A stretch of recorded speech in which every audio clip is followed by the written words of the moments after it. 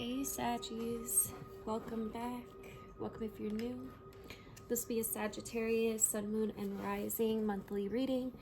By monthly, I simply mean that I do them about every 30 days. Alright, Saggies, let's get straight into it.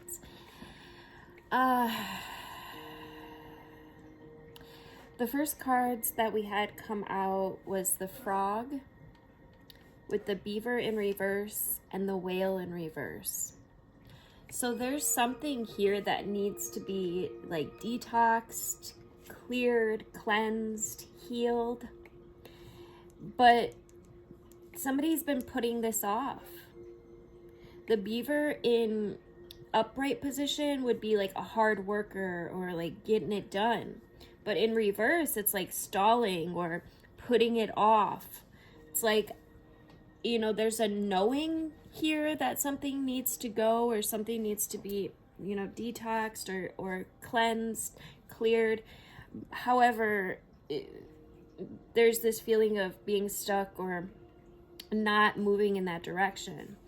And then the Whale in reverse is, you know, that same kind of energy. In the upright position, the Whale would be going deep, diving deep, at a very calm, steady pace.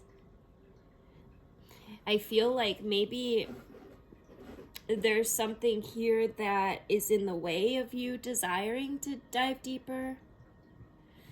Maybe for some, you don't realize that you need to dive deeper. But there's this old story that someone's hanging on to here.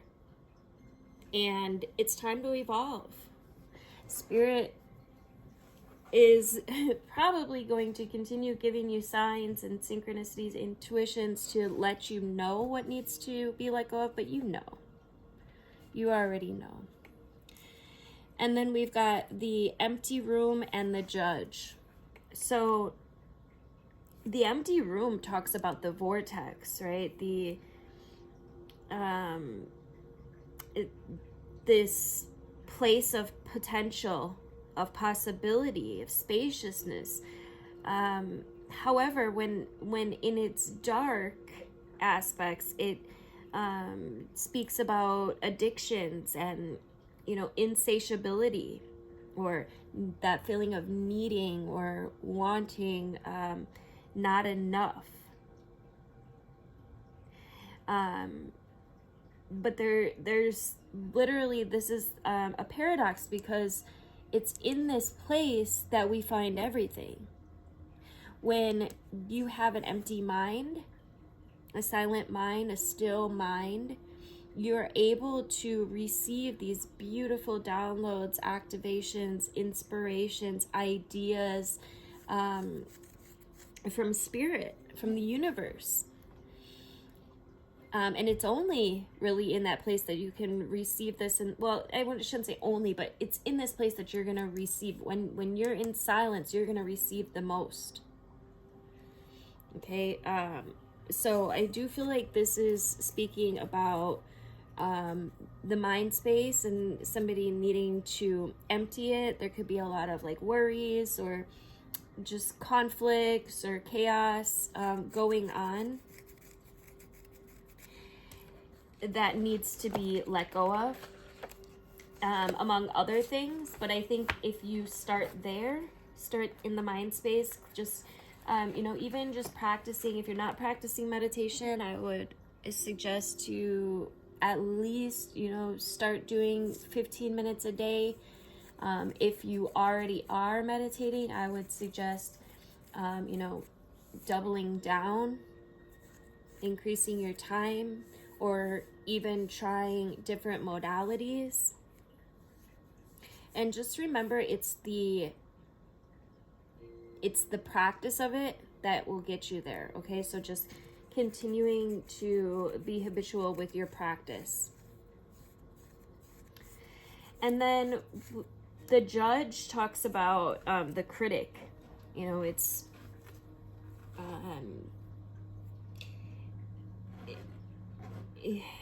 this archetype that when it remains unconscious or is like captivated by fear, what could be wise discernment turns into painful judgment of self and of others. And when the judge energy is out of balance, you know, the judge will build walls or, you know, separate self from others. And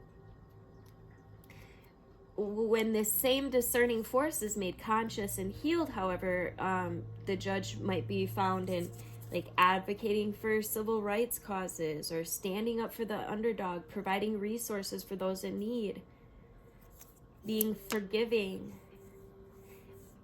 You know, it's in this light archetype, the healed version of this archetype, that love is the deciding factor instead of fear. And, you know, awakening this archetype is essential for the complex times that we're in, right? It's time to get your judge in order. The world needs it. This also talks about using your discernment.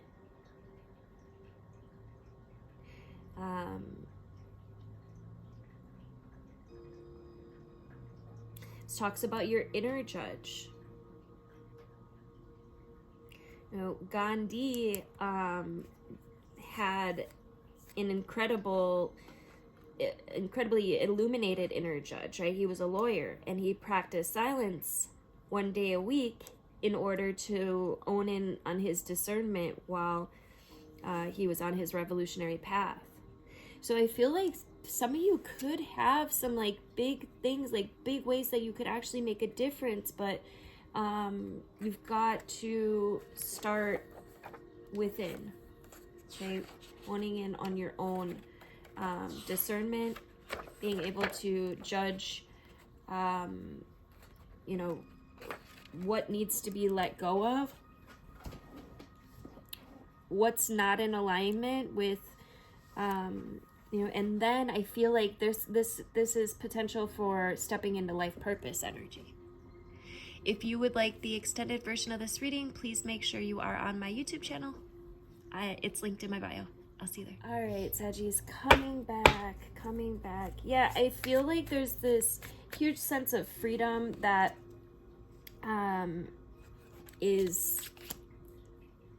there's an opportunity for this freedom, this energy where you could really achieve anything. But it starts with letting go of the energies, people, places, things, ideas that no longer are serving you. Right? If you want to level up, you got to do something. You've got to shift something. Yeah, I don't know where I got this analogy, but if you think of this as your energy, and if you want to level up, you got to let something go. Right? So what is it that you're being guided, and tap into your intuition. Your intuition's always giving you clues.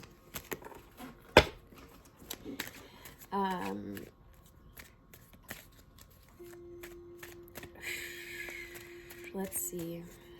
What messages or insights do you have for my Sagittarius? We got the Hangman, which talks about a new perspective, needing to look at things in a new light, in a new way. What story are you telling, Saggy? It's time to make a choice. It's time to get your shit lined up, right? It's time to get things, especially cups deal with emotions. It's time to get your emotions in order and aligned with the moon here. This is your intuition. So the more that you listen to your intuition, the more you will gain ideas. You know, the more that you listen to your intuition, the more your intuition speaks up. Right? This is the mind, body, soul, the Trinity coming into alignment with and you can just set the intention right now, like, I'm gonna go deeper. I'm going to listen to my intuition. I'm gonna figure out my purpose, my path, what I'm meant to do. And I guarantee you will turn your whole life around. Just by setting that intention alone, it's time to take a leap of faith, right? Obviously, the old way wasn't working. It's not, you're not where you want to be. You're not. And this is going to be different for everyone, but until you connect with completely holy source, your inner being, your higher self, and begin your healing process, you're not going to reach your full potential until you do. So this is about taking a leap of faith and really connecting with source, connecting with your higher purpose, letting go of the anxieties, the worries, the fears, nightmares, and gaining freedom, gaining clarity, forgiveness. This is about beginning to, somebody's being guided here to open your third eye, connect deeper with your inner wisdom, your intuition,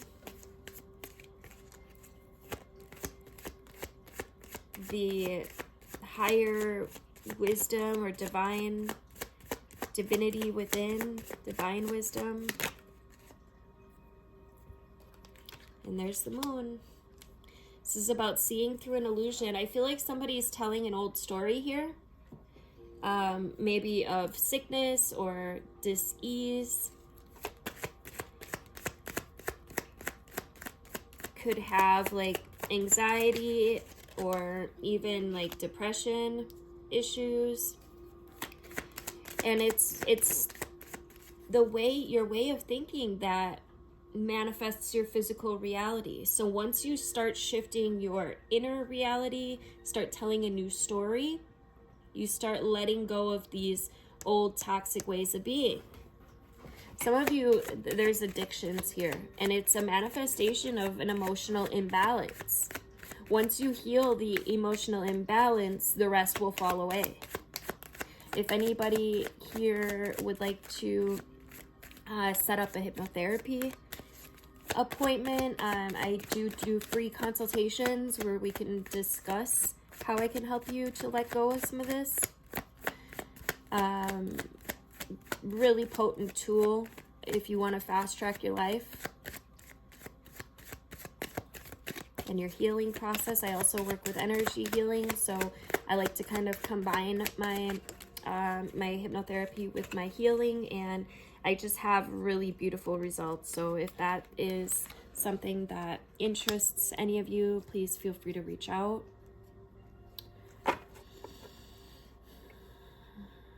Yeah, we got the Eight of Cups in reverse. This is refusing to listen to your intuition. Spirit's saying it's time. It's time to really buckle down. It's time to let go of this shit. Connect with source. Take a leap of faith. There's a new beginning that wants to be created here. But in order for that to be created, it's going to take change. So I feel like for some of you, Spirit could be really shifting your world right now. And it could look like chaos or conflict or craziness, upheaval. However, this upheaval will ultimately lead to revelation and new beginning. Look, this tree is being hit by lightning, right? And it's going to burn. And then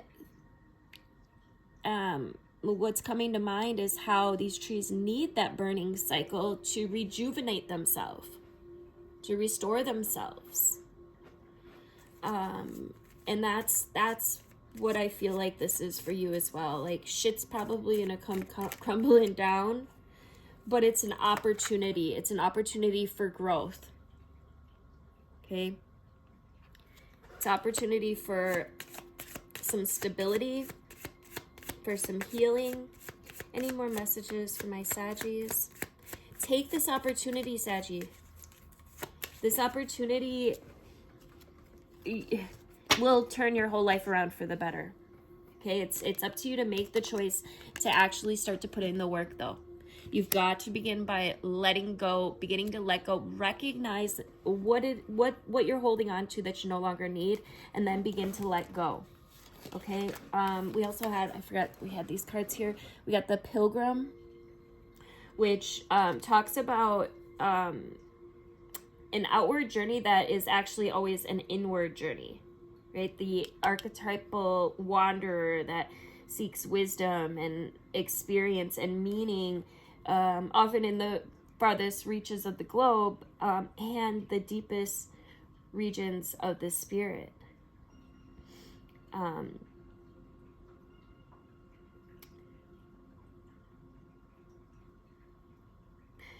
The pilgrim knows that the heart belongs in motion. And where there's motion, there's freedom and expansion and growth.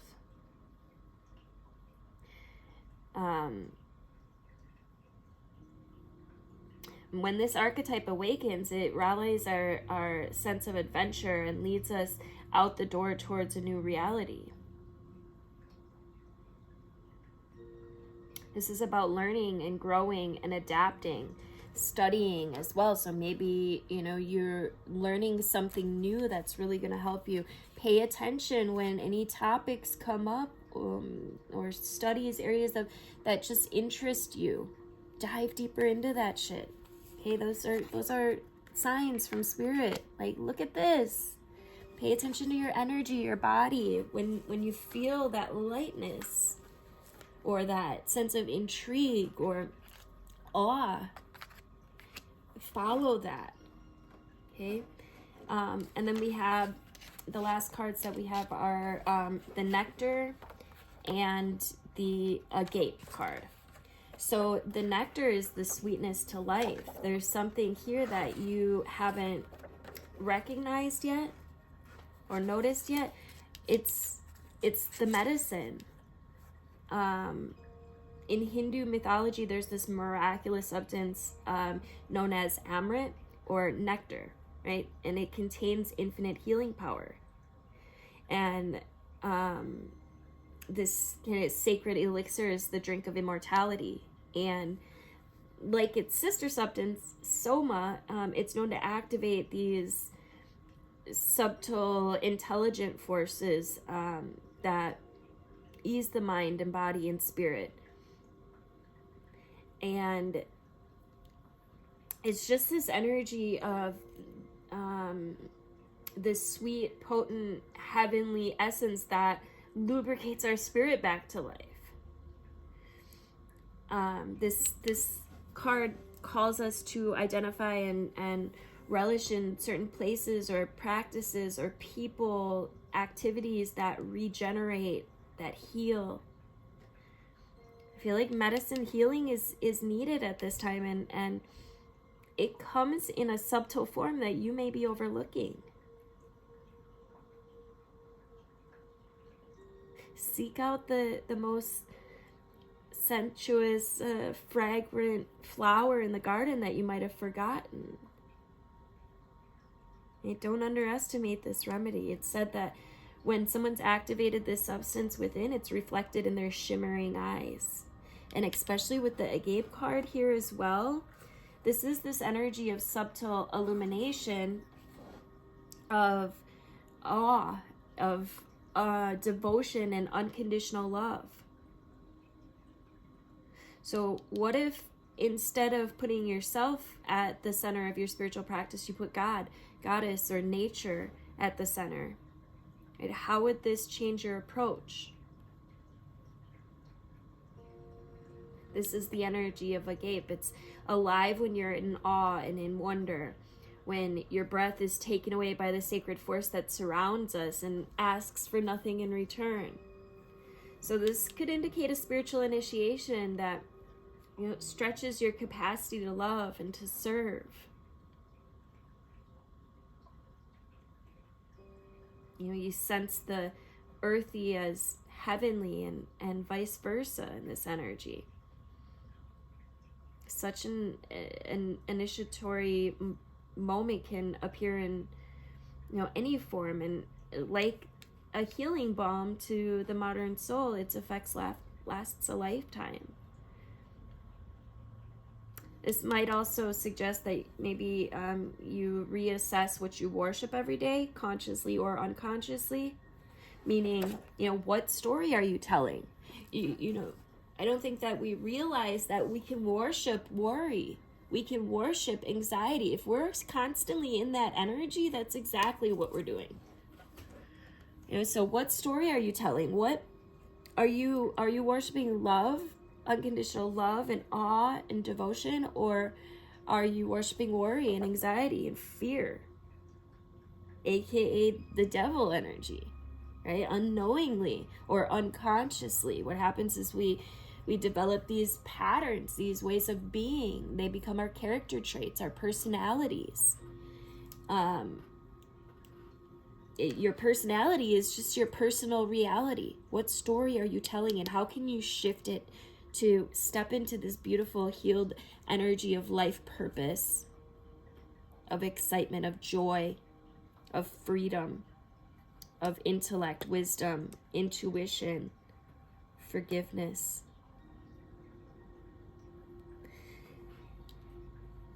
Thank you guys for liking and sharing and commenting. I love hearing from you guys.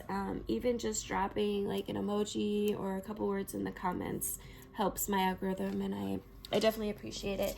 If you know anybody that could benefit from one of my videos, please feel free to share it out. And if you enjoyed this video, please make sure you are subscribed and hit the notification bell to be notified of upcoming videos. Love you guys.